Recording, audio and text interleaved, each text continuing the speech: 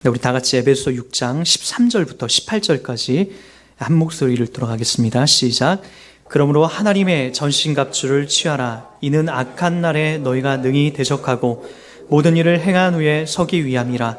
그런즉 서서 진리로 너희 허리띠를 띠고 의의 호심경을 붙이고 평안의 복음이 준비한 것으로 신을 신고 모든 것 위에 믿음의 방패를 가지고 이로써 능히 악한 자의 모든 불화살을 소멸하고 구원의 투구와 성령의 검 곧 하나님의 말씀을 가지라.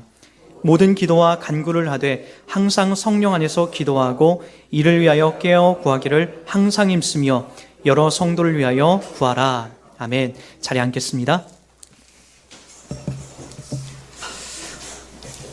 그 프랑스의 수학자이고 물리학자이고 또 이제 발명가이기도 한 파스칼이라는 사람들을 여러분 좀 들어보셨을 거예요. 이 사람은 그 인류 최초로 그 계산기, 이 사칙연산이죠. 덧셈, 뺄셈, 곱셈, 나눗셈을 할 수 있는 디지털은 아니고요. 이렇게 주판식의 어떤 그런 기계를 발견한 사람이기도 합니다. 최초로 이제 계산기를 이제 발견한 사람이에요. 이 사람이 이제 명성이 점점 높아지자 부귀와 그 명예 그리고 이제 가지고 있는 그 지적인 수준이 모든 사람들로부터 이렇게 존경받기 시작했죠. 사실 남부러울 곳이 없는 사람이었어요. 전혀. 그렇게 남부럽지 않게 살아가던 이 사람이 아주 유명한 말을 하나 남겨요. 물론 이 사람은 이제 그 예수 그리스도의 신앙을 갖고 있었던 사람이었기 때문에 결과적으로 이런 고백들이 하나 나올 수가 있었는데 이렇게 얘기합니다. 인간 스스로의 노력으로 절대로 채울 수 없는 이 공허라는 구멍이 있다. 인간은 인간 스스로 노력해도 절대로 채울 수 없는 공허라는 이 마음의 어떤 구멍이 하나 있다라는 거죠. 그게 딱 맞는 것 같아요. 그 철없던 어린 시절과 청소년 시기에는 이제 그나마 오직 내 편이 부모님이고 큰 산처럼 느껴지기 때문에 이런 것이 잘 안 와요. 그런데 이제 이상하게도 20대 초반이 지나고 중반에 다다르기 시작하면 인생의 공허가 확 밀려옵니다. 부모님도 늘 나와 함께하지 못하고 그동안 믿었던 어떤 잔머리나 그리고 이제 잔머리로 내 생각을 모든 걸 굴려봤는데 그것도 이제 어느 순간 바닥이 나요. 다른 사람도 이제 잔머리 굴려서 더 훌륭하게 이렇게 헤쳐나가고요. 내 외모를 믿었는데 내 외모도 점점 어느 순간 보니까 모공도 넓어지고 주름도 점점 처지는 것이 20대 후반만 되면 이제 점점 그런 것들도 이제 다가오기 시작하는 거죠. 다이어트를 한다고 했는데 이상하게 더 볼록해지는 배는 이게 진짜 이 뱃살에 또 좌절하게 되고 또 직장에서 구박받고 또 이제 이 명절 때만 되면 너 결혼 안 하냐라고 하는 어떤 친척의 그런 쿠사리가 이제 늘 이제 집중이 되기 시작하는 거죠. 20대 후반부터 30대까지. 이러한 눈치 받기 시작하면서 느껴지는 그런 마음이 뭐냐, 공허라는 거예요. 야, 이 뭐 내 뜻대로 되는 게 하나도 없구나. 그렇게 이제 20대, 30대 초반을 이제 오기 시작하는 거죠. 40살이 되고 50살이 되고 60살이 되면 어느 정도 이제 경제적인 것에는 안정이 되는 사람들이 많습니다. 그런데도 영 행복하지가 않다라고 얘기를 해요. 예전에 그렇게 맛있게 먹던 어떤 진수성찬의 이 뷔페도 20대 때 허겁지겁 먹었던 그런 것들도 40살, 50살, 60살 이렇게 먹다 보면은 매일 먹는 김치찌개만도 못할 때가 너무나 많아요. 커가는 자녀들을 보면서 흐뭇하기도 하지만 머리 컸다고 대들고 무시하는 자식들을 보면 억창이 무너지죠. 거기다가 종종 들려오는 어젯밤에 친구 종필이가 죽었다더라, 또는 영숙이가 갑자기 죽었대 라고 하는 이제 이런 얘기도 이제 흔하게 듣는 인생의 소식이 되고 있어요. 그런 걸 들을 때마다 여러분 어떤 마음이 들죠? 공허하고 도대체 이 인생이란 도대체 뭘까? 이 마음 한구석이 뻥 뚫려서 채워도 채워지지 않는 인생의 그 어떤 것을 채워지지 않는 그런 마음을 여러분들이 느끼기 시작한다는 거죠. 50살, 60살 가보지도 않았는데 어떻게 그렇게 아냐고요? 목사가 되려면요 거기도 갔다 와야 돼요. 60살도 갔다 오고 70살도 갔다 와야 목사가 좀 될 수 있는 거더라고요. 그러나 제가 좀 더 분명하게 확실하게 배운 것은 저희 어머니의 속을 썩이면서 제가 배우기 시작했습니다. 저도 슬슬 이제 그 시기로 가는 것 같아요. 오늘 아침에도 이렇게 면도를 하고 있는데 잘 안 보여가지고 물을 뿌리고 이렇게 물을 뿌리고 그 거울에 습기 찬 걸 이렇게 없애고 있는데 문득 스치듯 희미하게 아버지 얼굴이 그 거울 속에 비춰지는 거예요. 아, 나도 그런 나이가 됐구나. 내가 초등학교 그 국민학교 때 보았던 그 아버지 얼굴이 내 얼굴을 통해서 그 거울 속에서 슬슬 이렇게 비치기 시작하는 거예요. 나는 평생 늙을 것 같지 않고 평생 건강할 것 같고 이런 어떤 공허라는 그런 마음도 전혀 느끼지 않을 것 같았는데 어느 순간부터 거울 속에 비춰진 내 모습이 아버지의 모습이 되고 있고 그 아버지처럼 나도 이 땅에서 그렇게 흘러가서 마무리가 되겠구나라고 하는 그런 인생의 공허한 마음들을 느끼기 시작하는 거죠. 그런데 여러분, 그 파스칼은 그런 얘기를 또 합니다. 인간 스스로 채울 수 없는 공허라는 구멍을 바로 하나님 스스로 하실 수 있다라고 또 이런 얘기를 합니다. 처음에는 인간 마음속에 구멍이라는 거 절대로 인간 스스로 뚫을 수 없다라고 얘기해놓고 메꿀 수 없다라고 얘기해놓고 그 다음에 했던 얘기가 그 공허한 마음을 유일하게 해결하고 채워놓을 수 있는 분이 있는데 그게 누구다? 바로 우리의 하나님이시다 라고 하는 이런 얘기를 합니다. 비록 그가 39살이라는 제 나이예요. 짧은 인생을 살았지만 그는 이 공허를 메우고 그곳에 참 진리를 채울 수 있는 사람이 있으니 그는 참 행복한 사람이었다는 것을 확인할 수 있게 됩니다. 그가 말한 이 공허의 구멍을 채운 마지막 퍼즐 한 조각은 지금 우리가 추구하는 어떤 돈이나 명예 그런 것이 아니에요. 그리고 어떤 지적 수준이나 도덕적 기준은 더더욱 아닙니다. 그것은 바로 진리 되신 예수 그리스도인 것이죠. 마귀와 사탄이 이 땅을 살면서 뿌려놓은 연막이 있어요. 여러분 거기에 일단 속아나면 안 되는데 성경은 그 연막을 우리들 가운데 미리 경고하고 무섭게 얘기하는 게 있어요. 우리 한번 6장 12절을 한번 보시기 바랍니다. 11절 12절 마귀의 간계를 능히 대적하기 위하여 하나님의 머리를 입으라 전신갑주를 입으라 우리의 씨름은 혈과 육을 상대하는 것이 아니요 통치자들과 권세들과 이 어둠의 세상 주관자들과 하늘에 있는 악의 영들을 상대함이라. 확률학자였던 이 보렐이라는 사람이 있어요. 이 사람이 이 지구가 이렇게 그 우연히 생기었다라고 하는 것을 확률적으로 이렇게 좀 따져보는 그런 계기가 있었어요. 근데 이 사람이 이제 확률학자이기 때문에 이 사람에게 있어서 어느 기준이 있었어요. 이런 기준은 불가능한 일이다라고 절대 일어날 수 없다라고 했던 게 뭐냐면은 그 10에서 그 0.1%가 아니라 우리 뭐 0.1%도 거의 가능성 없다라고 하는데 그 0.1%가 아니라 그 0 밑에 1이 나오기까지 공이 50개까지 있는 거 0.00000000 해서 50개가 있고 그 뒤에 1%가 있는 거 최소한 자기는 거기까지 양보하겠다. 그래서 0.050개의 1%까지는 자기가 어떻게 해서든 이것이 가능하다라고 얘기하는데 그 밑에 있는 것은 다 거짓말이다. 허구다라고 그렇게 얘기를 했어요. 근데 이 사람이 그 여러 가지 뭐 논문들을 통해서 이 땅에서 우리 사람이나 이런 모든 생물들이 우연히 생겨날 수 있는 확률을 조사해 봤는데 그게 1 뒤에 0.1이 나오기까지 447만 8,296개의 0이 있어야 그 뒤에 1이 찍히는 그런 것들을 확률로 뽑아냅니다. 불가능하다는 거죠. 이건 뭐 가능한 일이 아닌 거예요. 이 땅이 우연히 진화해서 우연히 우리가 생겨났다라고 하는 것은 이건 말이 안 된다. 그럼에도 이런 불가능한 일, 오히려 창조론보다도 더 불가능한 이런 일들을 우린 어디에서 배우고 있죠? 교과서에서 배웠죠. 우리의 세상 사람들과 나가면 야, 저 원숭이는 어떻게 사람하고 저렇게 비슷할까? 저기에서 우리가 나온 것이 맞는 것 같아 라고 서울대공원 가서 여러분 원숭이 보고 침팬지 보면서 그거 여러분들이 확인하고 올 때가 많잖아요. 불가능하다는 거예요. 0이 400만 개가 넘게 있어야만이 확률적으로 사람이 다른 원숭이에서부터 진화됐다는 것이 밝혀지는데 그것은 불가능한 거예요. 0이 400만이 있고 400만 개가 있고 그 다음에 1이 있다. 이런 것처럼 이건 완전 허구라는 거예요. 말이 안 된다라는 거죠.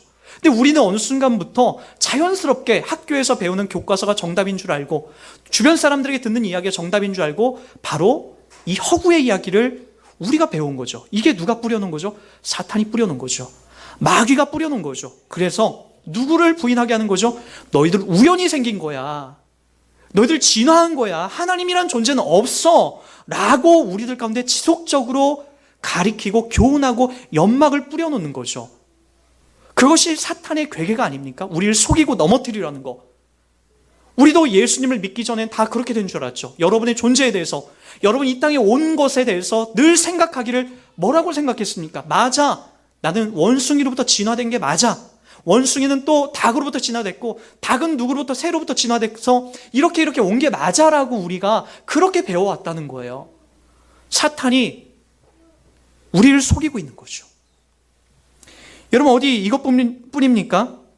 우리의 이 공허한 마음에 세상에 있는 돈과 쾌락으로 채우면 너희들 행복할 거야 라고 지금도 계속 유혹하잖아요.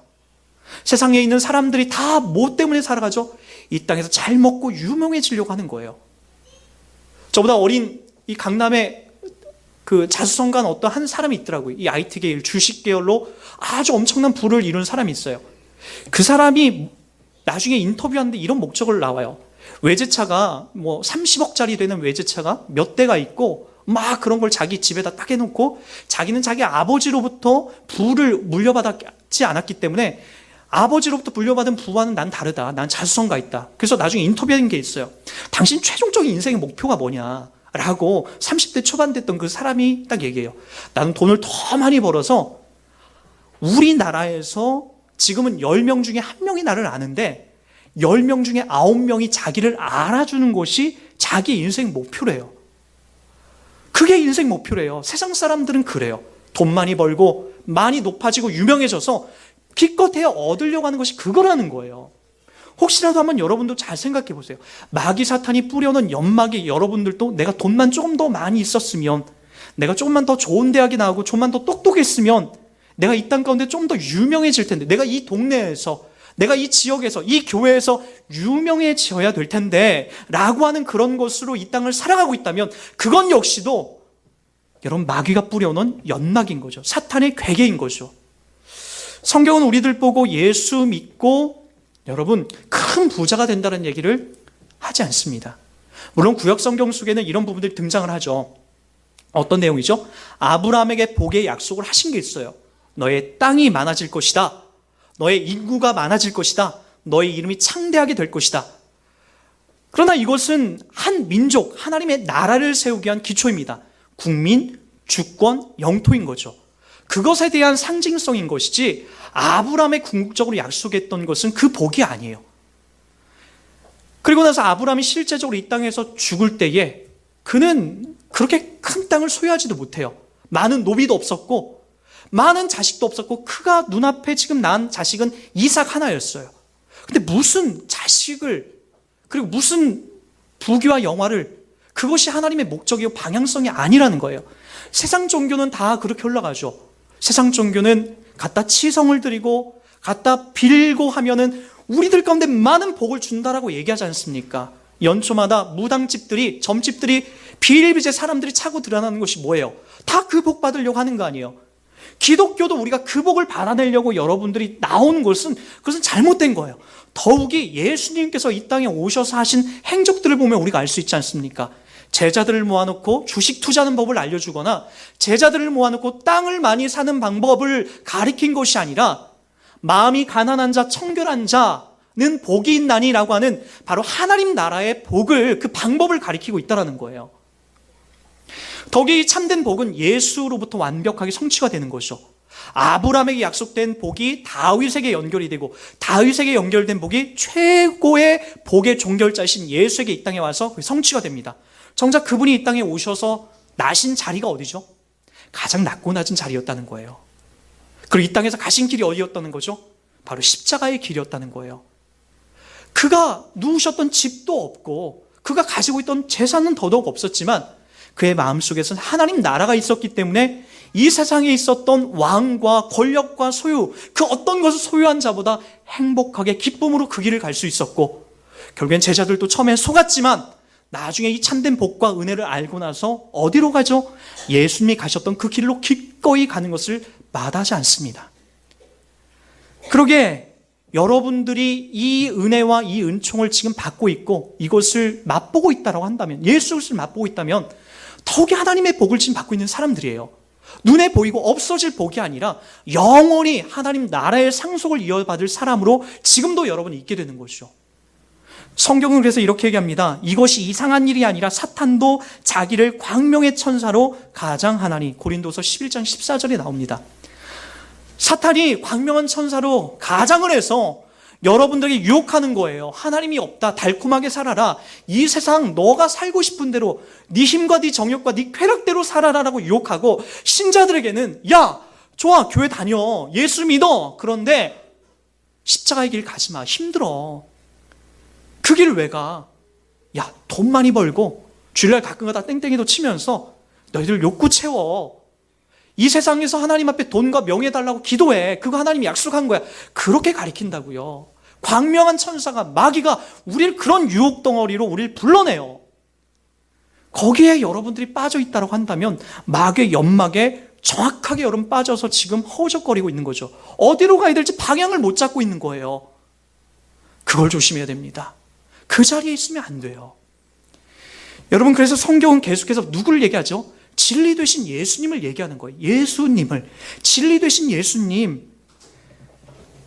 이 하나님께서 이 진리를 기꺼이 우리들 가운데 쏟아주십니다. 진리를 알지니 진리가 너희를 뭐한다? 자유케 하리라. 진리를 알아라. 진리가 너희를 자유케 할 것이다. 요한복음 8장 32절입니다. 디모데전서 2장 4절. 하나님은 모든 사람이 구원을 받으며 진리를 아는 데에 이르기를 원하시느니라. 에베소서 4장 21절. 진리가 예수 안에 있는 것 같이 너희가 과연 그에게서 듣고 또한 그 안에서 가르침을 받았을진데. 진리가 예수 안에 있대요. 다른 것이 아니고. 예수께서 이르시되 내가 곧 길이요 진리요 생명이니 나로 말미암지 않고는 아버지께로 뭐한다? 올 자가 없느니라. 여기에 관심 가져야 된다고요. 여러분, 이것을 꼭 명심하십시오. 하나님께서는 여러분들의 선한 행동이나 도덕적 양심, 그리고 어떤 돈이 많고 적음, 좋은 사람인가 나쁜 사람인가에는 별로 관심이 없어요. 거기에 하나님은 별로 관심 안 가져요. 여러분들에게. 여러분들이 좋은 사람인지 나쁜 사람인지 그건 하나님의 관심사항이 아니에요. 돈이 많고 적음도 관심사항이 아니에요. 오늘 여러분이 도덕적으로 착하고 흠이 없었는지 그것도 관심사항이 아니라고요. 예쁜지 못생겼는지 키가 큰지 작은지 전혀 하나님의 관심사항이 아니에요. 하나님의 관심사항은 여러분 가슴 속에, 여러분 속에 하나님이 기준 삼고 있는 것은 바로 예수 그리스도가 여러분들의 철학과 사상과 돈과 명예를 누르고 그 예수가 여러분 안에, 우리 안에 있는가에만 온통 관심이 있다고요.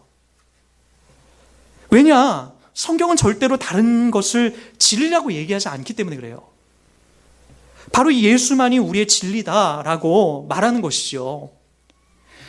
사도행전 4장 12절 말씀에도 이렇게 얘기합니다. 다른 이로서는 구원을 받을 수 없나니 천하 사람 중에 구원을 받을 만한 다른 이름을 우리에게 주신 일이 없느니라 라고 이렇게 얘기를 해요. 이 겁쟁이 베드로가 이 얘기를 담아내는 거예요. 과거에는 예수님 앞에 면상에다 대고 내가 저놈을, 예수를, 저 자식을 모릅니다라고 부인했던 그 베드로가 이제는 더 무시무시한 사람들이, 권력자들이 자기를 죽이려고 지금 대기하고 있는데 그 앞에서 담대하게 뭘 얘기하고 있다고? 이 진리를 외치지 않습니까? 다른 사람으로선 구원을 얻을 수 없다. 천하 인간에게 구원을 얻을 만한 다른 이름을 주신 일이 없다라고까지 우리들에게 이야기하고 있다는 것이죠. 그래서 성경이 다 누구만을 이야기하냐면 예수 그리스도만 이야기하는 거예요. 이것을 진리 되신 그분도 이 땅에 오셔서 예수님조차도 본인에 대해서 이렇게 얘기해요.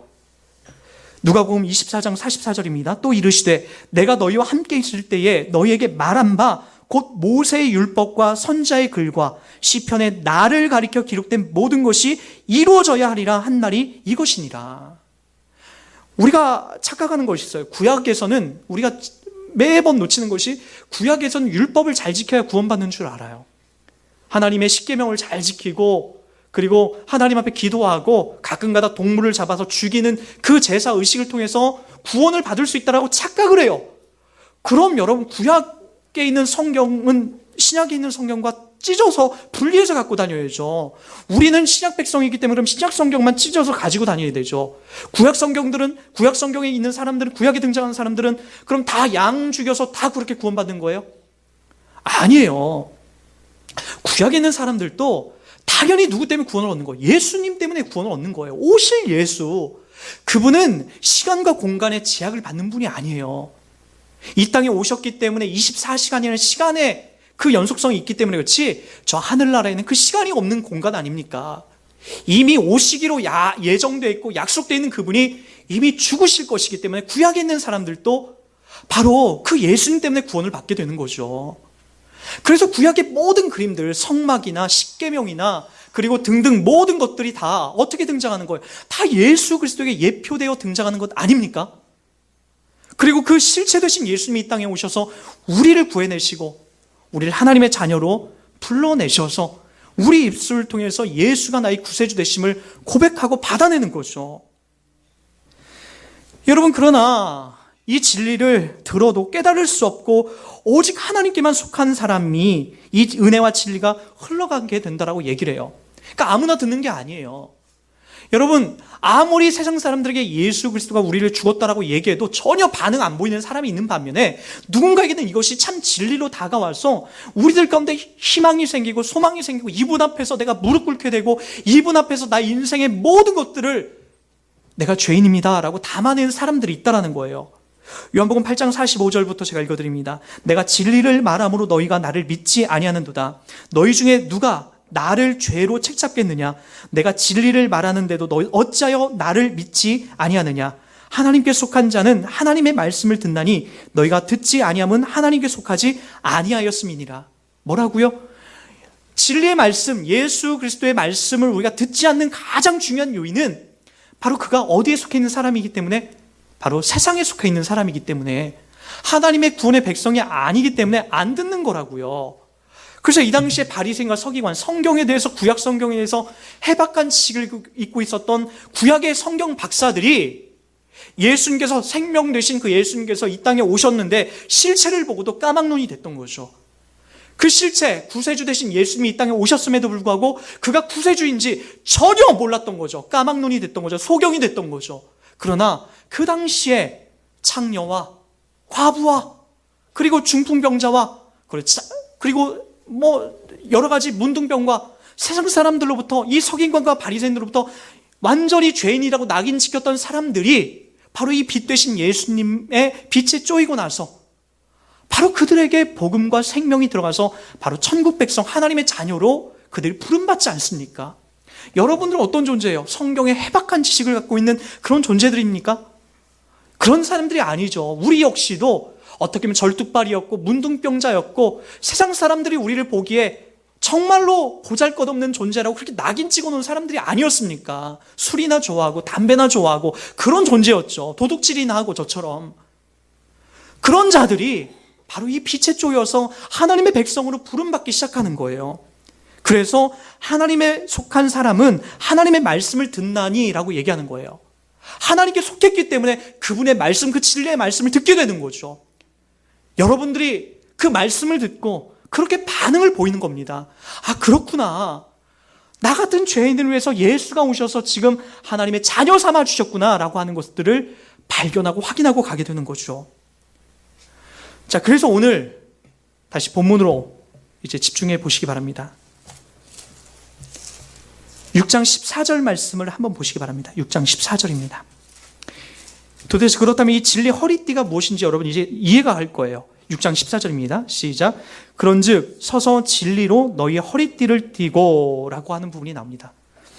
총 여기에선 전신갑주를 총 몇 개가 등장하는 6개가 등장이 돼요.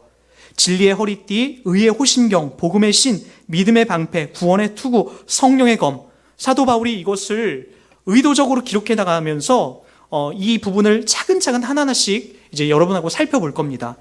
근데 여러분 이 그림을 먼저 좀 이렇게 훑어보세요. 지금 사도 바울이 이 부분을 쓸 때에 지금 어느 자리에 있었는지를 보세요. 사도 바울은 지금 로마 감옥 속에 붙잡혀 있어요. 그것도 억울하게 예수 그리스도의 복음을 전하다가 로마 감옥에 붙잡혀가서 그곳에 결박당해 있다라고요. 그 앞에 지금 누가 지키고 있습니까?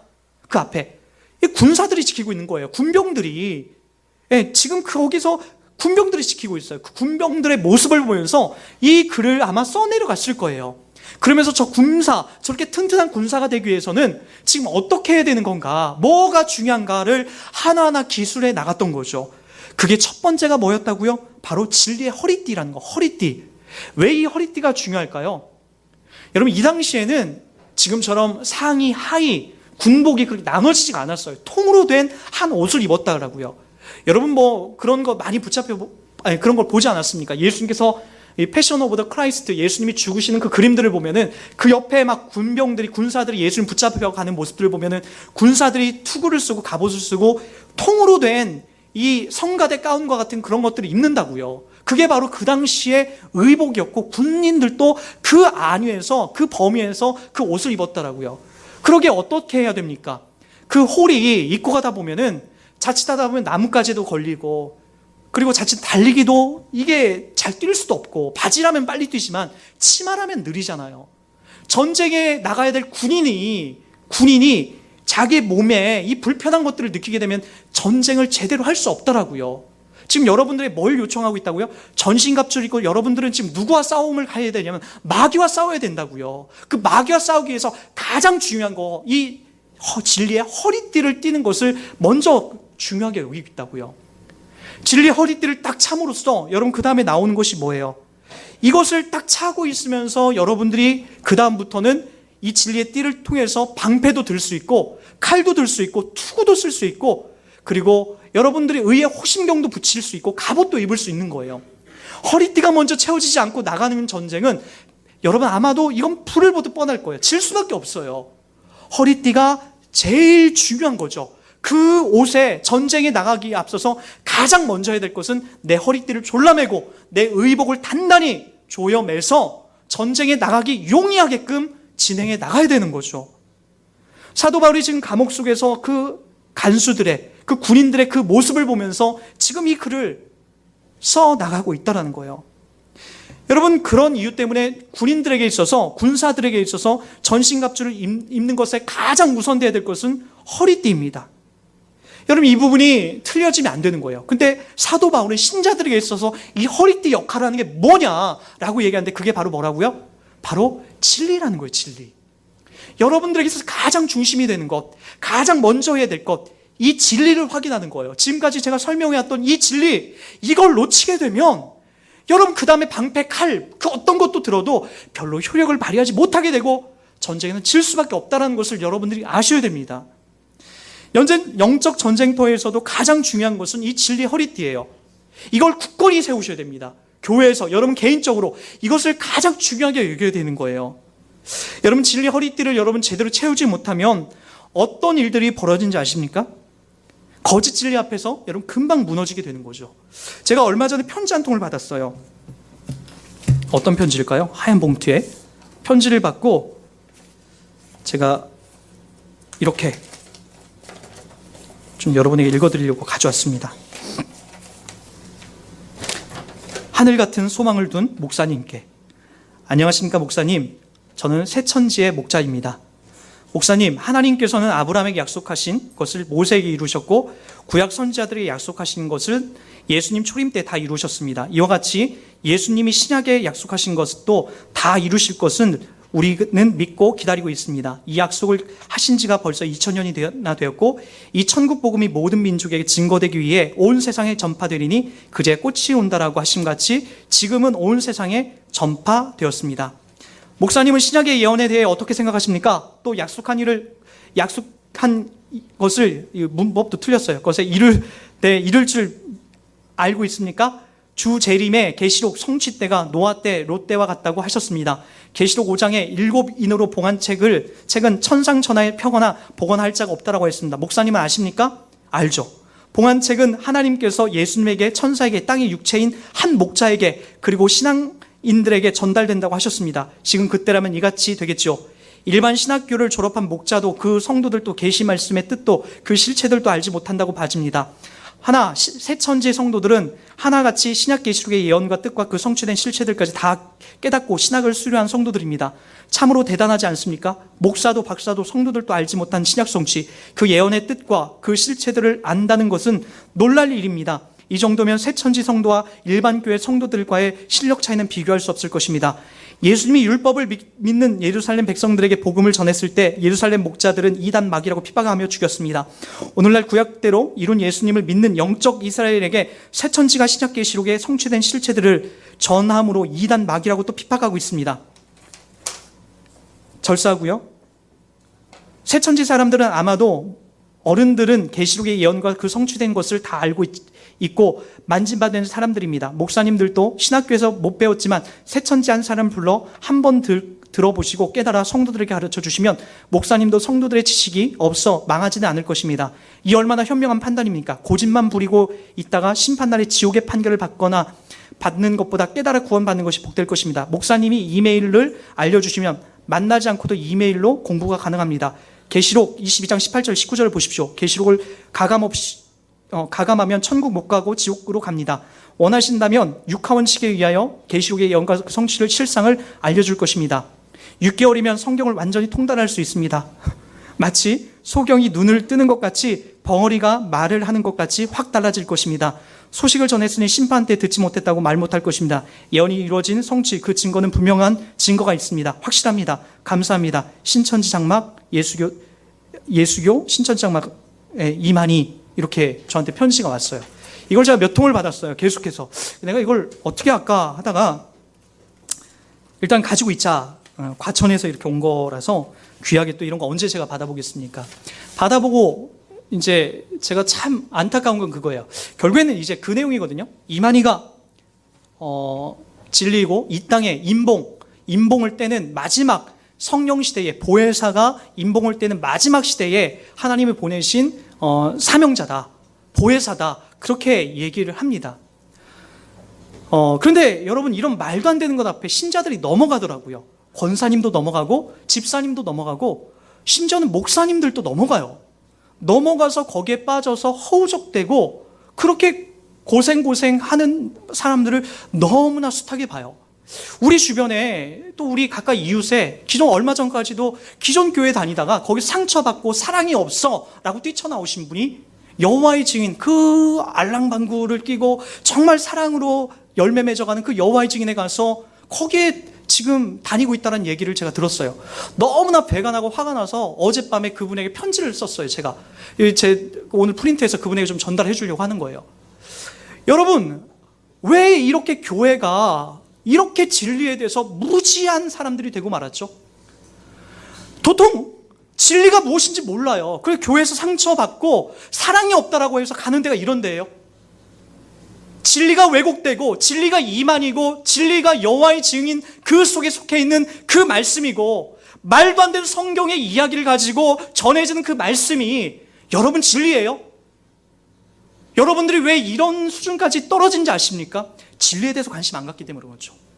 여전히 이 땅에서 잘 먹고 잘 사는 법, 이 땅에서 형통한 법, 이 땅에서 여러분들의 자녀가 잘 되는 법, 이 땅에서 여러분들이 사업으로 출세하는 법, 그런 종교적인 것들을 추구하고 따라가게 되니까 교회에서 상처받았다라고 하고 더 신비한 것 있는 것처럼 엉뚱한 곳에 기웃거리면서 거기에 빠져서 넘어가기 시작하는 거죠. 진리는 그런 곳에 있는 것이 아닙니다. 절대로 그것은 진리라고 얘기하는 거 아니에요. 진리는 변하지 않습니다. 진리가 예수 본인이라고 얘기하고 있는데 감히 누가 진리라고 얘기합니까? 예수 그분만을 통해서 하나님이 우리를 구해내시겠다고 하는데 예수만을 통해서 그분이 우리를 사랑하시고 예수만을 통해서 여러분들이 하는 모든 것들을 인정한다라고 얘기하는데 감히 누가 진리를 왜곡합니까? 그런데 신자들이 넘어가더라는 거예요. 사람들이 그것에 넘어가서 헷갈려하고 그런 것 같다라고 이해하고 배우더라는 거예요. 요한복음 6장 32절부터 35절까지입니다. 예수께서 이르시되 내가 진실로 진실로 너에게 이르노니 모세가 너희에게 하늘로부터 떡을 준 것이 아니라 내 아버지께서 너희에게 하늘로부터 참떡을 주시나니 하나님의 떡은 하늘에서 내려 세상에 생명을 주는 것이라. 그들이 이르되 주여 이 떡을 항상 우리에게 주소서. 예수께서 이르시되 나는 생명의 떡이니 내게 오는 자는 결코 줄이지 아니할 터요 나를 믿는 자는 영원히 목마르지 아니하리라. 이게 영원이라고 얘기하고 있지, 이만희 씨가 오면, 여호와의 증인이 오면, 안상홍이 오면 그 다음에 그들에게 받으라가 아니에요. 영원이에요. 변하지 않는 거예요. 우리들 가운데 이 복음과 이 진리로 우리를 키워나가시고 우리를 먹이셔서 여러분들을 살찌우고 있더라고요. 이게 성경에 다 기록된 내용인데 우리가 그냥 눈먼 맹인처럼 엉뚱한 곳에 관심 갖다 보니까 상처받고 교회에서 사랑이 없네 이런저런 이야기하다가 그만 훅 하고 넘어가는 경향이 우리들 가운데 너무나 많아서 안타까워하는 말입니다. 교회를 다니면서도 교양도 쌓고 친분도 쌓고 인정받는 것, 부자가 되는 것 좋습니다. 그렇게 하십시오. 그러나 그것은 진리가 아니에요. 진리는 생명의 떡이신 예수이시며 전신갑주의 모든 영역 중 제일 중요한, 가장 먼저 해야 될 내용이 되는 거죠. 교회 다니면서 여러분 이걸 요청하십시오. 진리 되신 예수님을 여러분 힘써 아셔야 됩니다.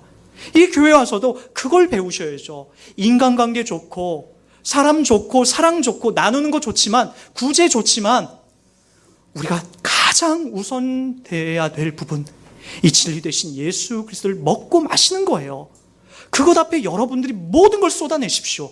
그럼 절대로 여러분 왜곡되거나 틀어지지 않는 이 진리의 자리에 서서 굳건하게 갈 수 있다는 것을 여러분 믿으시고 저와 함께 이 길 앞에 헌신해 주시고 수고해 주시기 바랍니다.